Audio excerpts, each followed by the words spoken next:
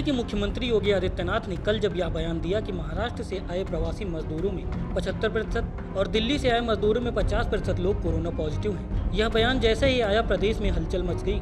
आज इसी बयान को आधार बनाकर उत्तर प्रदेश कांग्रेस कमेटी ने अपने प्रदेश कार्यालय में प्रेस कॉन्फ्रेंस का आयोजन किया। इस प्रेस कॉन्फ्रेंस की अध्यक्षता मुख्य रूप से कांग्रेस के वरिष्ठ नेता पीएल पुनिया और कांग्रेस विधानमंडल दल के नेता आराधना मिश्रा कर रही थी। पीएल पुनिया का कहना था कि जो आंकड़े मुख्यमंत्री योगी आदित्यनाथ ने कल अपने बयान में दिए हैं, उससे तो लगभग 10 लाख से 12 लाख लोग उत्तर प्रदेश में कोरोना पॉजिटिव हैं और प्रशासन ने जो आंकड़े जारी कर रखे हैं उसके हिसाब से 6000 के लगभग कोरोना पॉजिटिव उत्तर प्रदेश में हैं।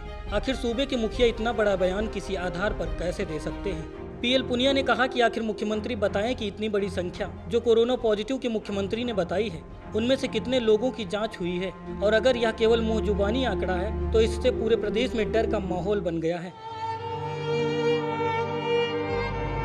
साथ ही साथ माइग्रेशन कमीशन के ऊपर सवाल उठाते हुए पीएल पुनिया आराधना मिश्रा ने कहा कि माइग्रेशन कमीशन बनने में समय लगेगा, उसके नियमों और कानूनों को बनाने के लिए वक्त चाहिए। आखिर तब तक मजदूरों के पेट की आग को कैसे बुझाया जाएगा? वहीं कांग्रेस प्रदेश अध्यक्ष अजय कुमार लल्लू की गिरफ्तारी को लेकर कांग्रेस ने बीजेपी सरकार के ऊपर राजनीतिक दमन का आरोप लगाया है। कांग्रेस के वरिष्ठ नेताओं ने कहा कि हम जानना चाहते हैं कि आखिर अजय कुमार लल्लू ने ऐसा कौन सा अपराध किया है जो उन्हें जेल में डाल दिया गया और उनसे अपराधियों की तरह व्यवहार किया जा रहा है। वहीं प्रवासी मजदूरों के जीवन यापन को लेकर प्रियंका गांधी के द्वारा किए गए ट्वीट का भी जिक्र किया है, जिसमें हर श्रमिक को 7000 उसके खाते में पहुंचाने की बात कही गई है। कांग्रेस ने कहा आखिर क्यों नहीं मुख्यमंत्री योगी आदित्यनाथ प्रियंका गांधी का सुझाव मानकर हर श्रमिक के खाते में 7000 पहुंचा देते हैं, ताकि कम से कम वह और उसका परिवार 2 वक्त का खाना खा सके।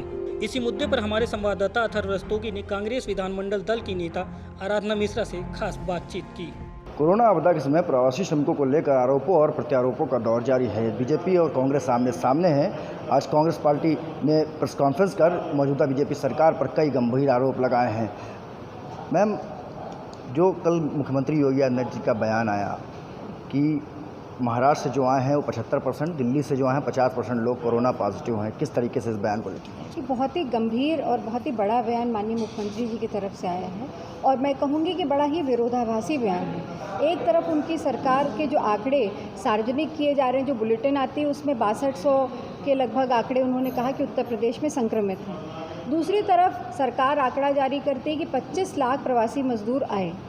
इन 25 लाख में मुख्यमंत्री जी स्वयं ये बयान देते हैं कि 75% जो महाराष्ट्र से आए वो संक्रमित हैं, जो 50% दिल्ली से आए वो संक्रमित है और लगभग 25 से 30% जो अन्य राज्यों से आए वो संक्रमित है।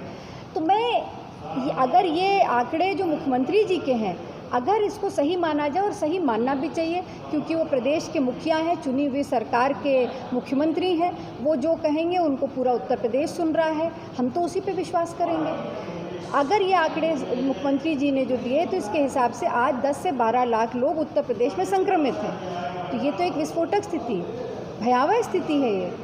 और दूसरा मैं सवाल पूछना चाहती हूँ मुख्यमंत्री जी से कि आंकड़े आपके पास से आए कहाँ से? क्या जो ये लोग 25 लाख लोग आए थे, क्या इनकी टेस्टिंग हुई थी? अगर इनकी टेस्टिंग हुई थी तो वो आंकड़े छुपाए क्यों गए, क्यों नहीं सार्वजनिक किए गए? और अगर ये इनकी टेस्टिंग नहीं हुई तो किस आधार पर मुख्यमंत्री जी ने 75% और 50% और 25% लोगों को संक्रमित बता दिया? तो ये बड़ा ही दुखद उनका बयान है, बहुत ही भयावह स्थिति को प्रस्तुत करने वाला है। क्योंकि ये सच है तो अगर 10-12 लाख लोग उत्तर प्रदेश में संक्रमित हैं तो पूरे प्रदेश की जनता के सामने एक बहुत बड़ा स्वास्थ्य संकट उत्पन्न हो गया है। तो क्या तैयारियां कर रही है सरकार इसको लेकर के?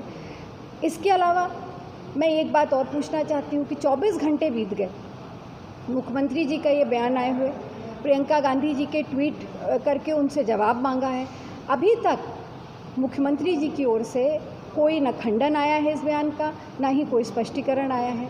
तो आज मैं अनुरोध करूंगी मुख्यमंत्री जी से, मेरी मांग है कि मुख्यमंत्री जी को आना चाहिए, इस प्रदेश की जनता के सामने आना चाहिए। वो उनको देख रही है, सुन रही है, उन पर विश्वास कर रही है, वो आएँ और इस बयान का या तो खंडन करें या स्पष्टीकरण दें। मैम, माइग्रेशन कमीशन बनाने की बात हो रही है, क्या लगता है कितना लाभ होगा और क्या तथ्य निकलेगा इस कमीशन का? क्योंकि अभी जो मौजूदा स्थिति है, अभी मजदूर बाहर से आए हुए हैं, रोज़गार चाहिए, खाने को नहीं है। माइग्रेशन कमीशन की क्या भूमिका है? क्या अभी सही रहेगा या क्योंकि समय लगता है किसी चीज़ को बनाने में, उसके बाई लॉज बनाने में, क्या कहना है इस पर? यही मेरा सबसे बड़ा सवाल आज ये है कि आज ये जो लगभग 25 लाख का आंकड़ा जो सरकार प्रस्तुत कर रही है कि अगर ये 25 लाख लोग आए हैं उत्तर प्रदेश में तो इनका भविष्य क्या है।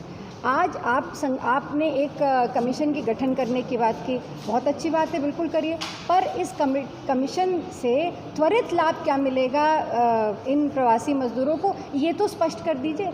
भूख उसको आज लगी हुई है, रोटी आप उनको 4 दिन बाद देंगे तो उसकी भूख तो नहीं शांत होती। आज उसका परिवार भूखमरी की कगार पर है, आज वो बेरोज़गार है।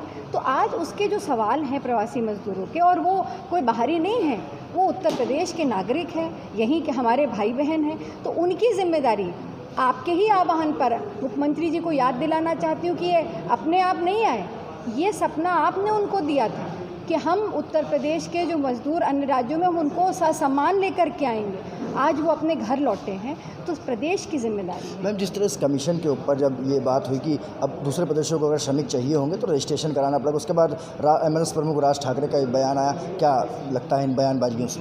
देखिए, मैं तो ये जो बयान मुख्यमंत्री जी ने दिया या उत्तर प्रदेश की सरकार ने दिया और जो राज ठाकरे जी ने दिया, ये दोनों बयान पूरी तरह से गलत हैं। ये भारत देश है, यहाँ पे जो भी भारत का नागरिक है, ये संविधान उसको ये अधिकार देता है कि वो इस देश के किसी भी कोने में, कश्मीर से कन्याकुमारी तक, वो कहीं भी अपनी इच्छा से जा सकता है। तो अगर प्रवासी मजदूर उत्तर प्रदेश का है, अगर आप उसको एक ऐसा वातावरण देंगे, यहाँ पे उसको रोज़गार मिलेगा, उसको पैसा मिलेगा, वो कमाएगा, तो वो क्यों बाहर जाएगा। पर अगर उसकी इच्छा है कि वो बाहर जाना चाहता है, बाहर जाके कमाना चाहता है, तो उसको रोकने का अधिकार किसी भी प्रदेश सरकार को नहीं है, ये असंवैधानिक है। मैम, जिस तरीके से अभी प्रेस कॉन्फ्रेंस में पीएल पुनिया जी ने कहा कि सरकार दलित और पिछड़ा विरोधी है, किस आधार पे कहा और क्या सोच कर कहा, क्योंकि श्रमिक में तो हर वर्ग के लोग आते हैं। पर देखिए, बहुत जो 25 लाख का जो आंकड़ा है सरकार का, और हम सब लोगों ने भी देखा कि ज़्यादातर इसमें जो आए हैं, इससे इनकार नहीं किया जा सकता है कि इसमें ज़्यादातर दलित वर्ग के और पिछड़े वर्ग के लोग हैं। वही वापस आए हैं क्योंकि वही कमाने गए थे, उनके यहाँ पे जीविकोपार्जन का कोई साधन नहीं था, भूमिहीन थे लोग, उनके पास यहाँ कोई व्यवसाय करने की उनकी इतनी पूंजी नहीं थी, तो वो कमाने गए थे, और इसमें ज़्यादातर दलित और पिछड़े वर्ग के लोग हैं, इससे इनकार नहीं किया जा सकता।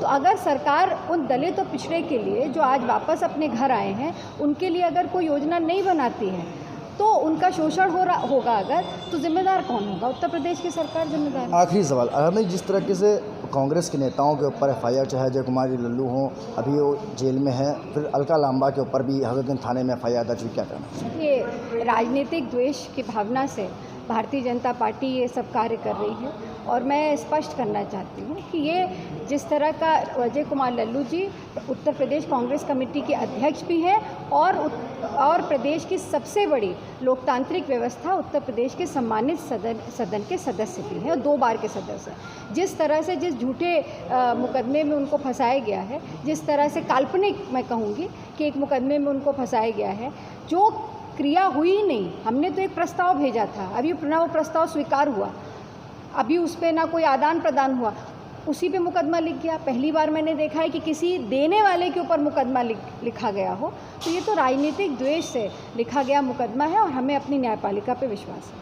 तो ये थी हमारे साथ कांग्रेस विधानमंडल दल की नेता आराधना मिश्रा मोना, जिन्होंने साफ तौर पर जो मुख्यमंत्री योगी आदित्यनाथ का इस तरीके से कल बयान आया कि महाराष्ट्र से जो आए हैं 75% और दिल्ली से जो आए हैं 50% लोग कोरोना पॉजिटिव हैं, उन्हें लेकर बड़ा हमला किया है। कहा कि मुख्यमंत्री और जो मौजूदा प्रशासन है उसमें कहीं ना कहीं विरोधाभास है, क्योंकि जो आंकड़े आ रहे हैं प्रशासन की तरफ से वो 6000 के ऊपर है, और मुख्यमंत्री जिस हिसाब से जो संख्या बता रहे हैं परसेंटेज की, उस हिसाब से तो 10-12 लाख लोग जो है कोरोना पॉजिटिव हैं। इसको लेकर मुख्यमंत्री योगी आदित्यनाथ को स्थिति साफ करनी चाहिए। साथ ही साथ माइग्रेशन कमीशन पर बोलते हुए आराधना मिश्रा मोना का कहना था कि जो माइग्रेशन कमीशन है उसका त्वरित लाभ कैसे मिलेगा, क्योंकि जो मजदूर आए हैं उनका पेट अभी खाली है, उन्हें भूख आज लगी है। माइग्रेशन कमीशन कब काम करेगा और कैसे काम करेगा, उससे आखिर क्या निकलेगा। साथ ही साथ जो एफआईआर, जहां तक अजय कुमार लल्लू की बात है जो इस समय जेल में है, और अलका लांबा की बात है, इसके ऊपर उन्होंने कहा कि पूर्णतः राजनीतिक द्वेष भावना से की गई कार्रवाई है, जो सत्ताधारी बीजेपी के लगातार दूसरे दलों को दबाने के लिए कर रही है।